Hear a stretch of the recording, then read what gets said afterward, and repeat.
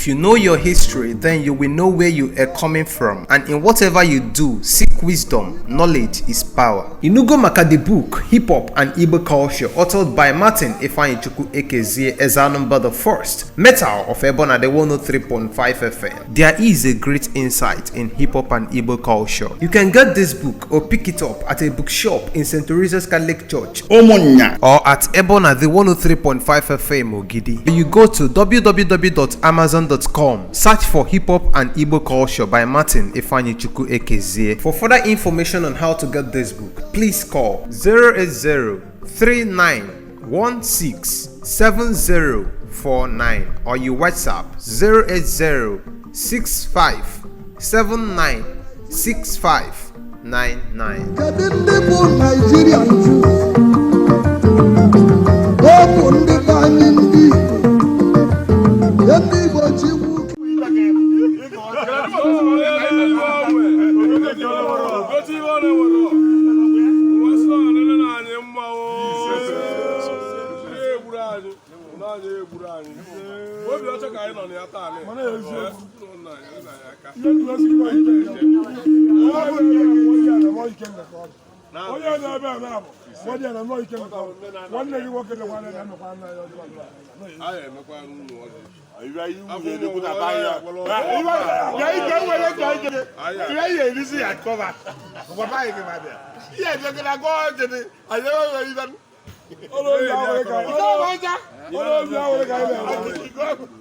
Igwe Akwuzu.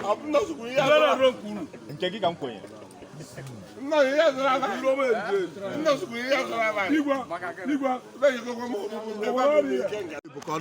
Nigeria ka ọ dịrị ya mma.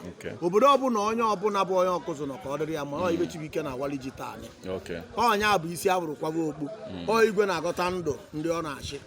So taa ka anyị nọ ọ na-agọta ndụ onye ọbụla. Onye ka m ji wee bịa ka ọ gụọ anyị ndụ. Ọgụ Iroma 8th grade Vita Akwuzu ndụ. Gụ Iroma 8th grade ezi ndụ. Gụ Iroma 8th grade Ikenga ndụ. Wee na-ekwu na ọ ya agụ ekwu Akwuzu Igbo ọgara integrity ndụ. Ife anyị kwu bụ na ndụ ọ na-agụ ịbụ onye eze eme gịnị ochie, onye bụ edi ọgbara ochie. Apart from the spiritual aspect, kedu ulu ọzọ iri ji na-abalụ ndị Igbo, most especially Akwuzu? Ibe iri ji na-abalụ Akwuzu bụ mgbe ahụ ka Akwuzu ndị nọ n'ezi ọnọ n'ụlọ dị anata eme gịnị. Ilu ụwa niile n'ịgabụlili ndị.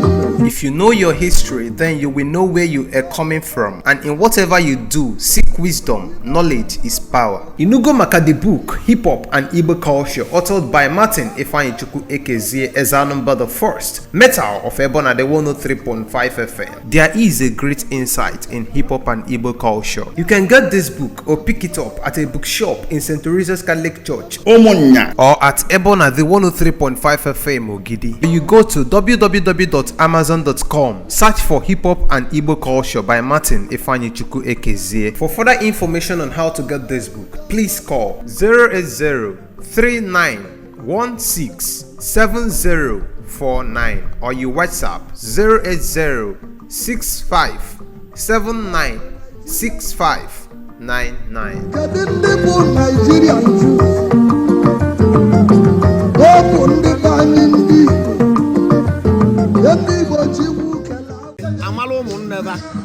Maka na wanji a bụ na-apụta all over the land. Ọ na-aga many countries.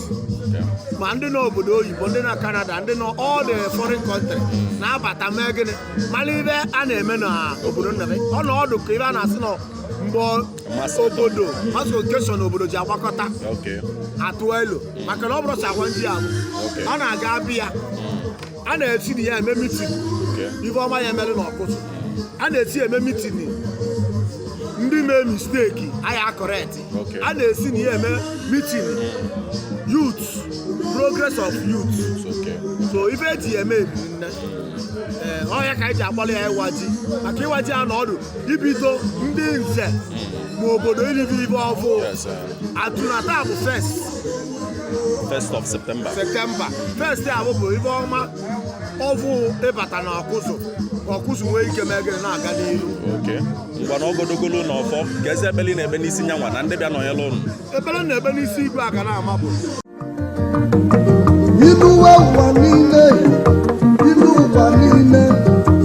n'ịgabụlili ndị If you know your history, then you will know where you are coming from. And in whatever you do, seek wisdom. Knowledge is power. Inugo maka the book, Hip Hop and Igbo Culture, authored by Martin Chibuike Ezeaganama the First, Metal of Ebona the 103.5 FM. There is a great insight in hip hop and Igbo culture. You can get this book or pick it up at a bookshop in St. Teresa's Catholic Church, Omonya, or at Ebona the 103.5 FM Ogidi. You go to www.amazon.com, search for Hip Hop and Igbo Culture by Martin Chibuike Ezeaganama. For further information on how to get this book, please call 080-3916-7049 or you WhatsApp 080-6579-6599. kedu ndị bụ Nigerian Jews ọ bụ ndị be anyị ndị Igbo Chibuike nke anwale disi nke anyị awara ọzọ ya aka wee na-ekwu na onye ọbụla bụ onye ọkụzụ kpatara na Obi Chibuike ibe abụọ ebe na-abụọ be na Obi Chibuike ka mmụọ dị na Obi Chibuike Igwe Aganama mezuori ya anya ibe ọma obu n'obi wee bịa o mezuori ya anya wee na-ekwu na ụmụ ọkụzụ ibiribe ọgara integrity nwoke dị ya nwaanyị dị ya bata na Obi Chibuike taanị ibe ọma ka ya eji wee na onye na-amụrụ nwa ya amụ nwa onye na-enwere ego ya enwe ego onye nwere nwa m ya kọrọ dọta ego ji anụ nwaanyị onye enwe ya ibe ọma ọbụla onye ya taanị onye eji ya na Obi Chibuike maka na arụbina bụrụ na Obi Chibuike ọ na-enye mmadụ ibe ọma obi eziokwu ka ọ bụ ọ nọrọ n'ibe brabụ na ịbata owere eziokwu duo ego ụlọ ya bụ nnukwu egwu na ya agazighị ya aka li ya adịrị ya ma aka ebe ya adịrị ya mana oyibo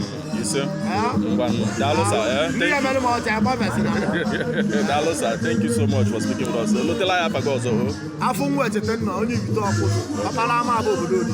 Daalụ, thank you sir. Take up the audience ka anyị maka n'afa gị. Afa m bụ Chukwuemeka Mọrụ, abụ onye ibite ọkụzụ lọkọlị. Okay. Aka ji ọgụ. Okay, kedu ihe melụ nju nọdụ ebe a tata? Ebe anyị ji nọrọ ebe a taa bụ na onye anyị nọ n'obi taa bụ onye na-achị ọkụzụ bụ Igwe His Royal Highness Chibuike Ezeaganama Obi Of Akwuzu, onye isi mara mma nnụ mmiri na ebe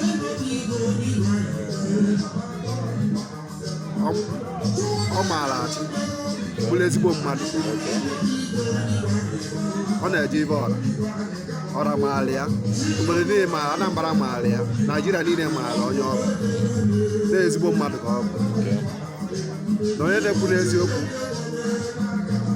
obodo ya ama ya na ibe anyị ji bịa taa bụrụkwa petron anyị na klọb anyị China nọ ya bụ nna anyị na ọkụzi Igwe Ọgada integrity.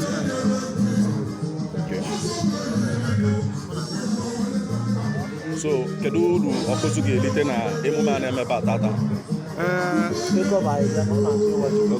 Ulu ọkụzi niile na-erite ya maka na omenala bụrụ ọdịnala bụ ife igwe eji ama igwe igwe obodo ọbụla igwe bụ osi na ọdịnala na ntọala ebe ndị aka ndị ichie nọ bụ na awasịa ji awati ya ibe ọma ogologo dị na arụsi ike ibe a bụ ibe nwere enwe na ibe anyị nọ n'ime ya. Daalụ sa. Lotekwala ya afa gị ọzọ sa. Aba m bụ Chukwuemeka Mọrụ, onye ezigbo onye Igbo. Thank you so much. Daalụ sa. ilu ụwa niile n'ịgabụlili ndị If you know your history, then you will know where you are coming from, and in whatever you do, seek wisdom. Knowledge is power. Inugo maka the book Hip Hop and Igbo Culture, authored by Martin Chibuike Ezeaganama the First, Metal of Ebona the 103.5 FM. There is a great insight in hip hop and Igbo culture. You can get this book or pick it up at a bookshop in St. Teresa's Catholic Church, Omonya, or at Ebona the 103.5 FM Ogidi. You go to www.amazon.com, search for Hip Hop and Igbo Culture by Martin Chibuike Ezeaganama. For further information on how to get this book, please call 080-3916-7049 or you WhatsApp 080-6579-6599. Kedu ndị bụ Nigerian Jews? Ọ bụ ndị be anyị ndị Igbo. Ndị Igbo Chibuike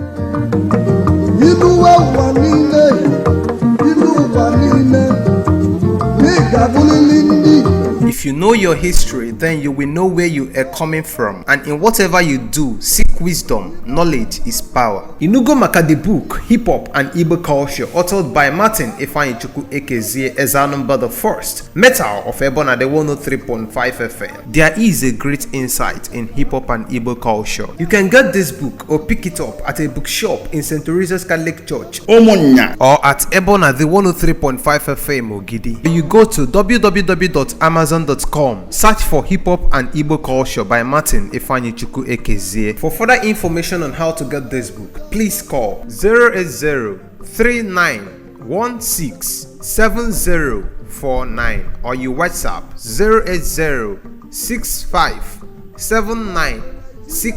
08065796599. Kedu ndị bụ Nigerian Jews? Ọ bụ ndị be anyị ndị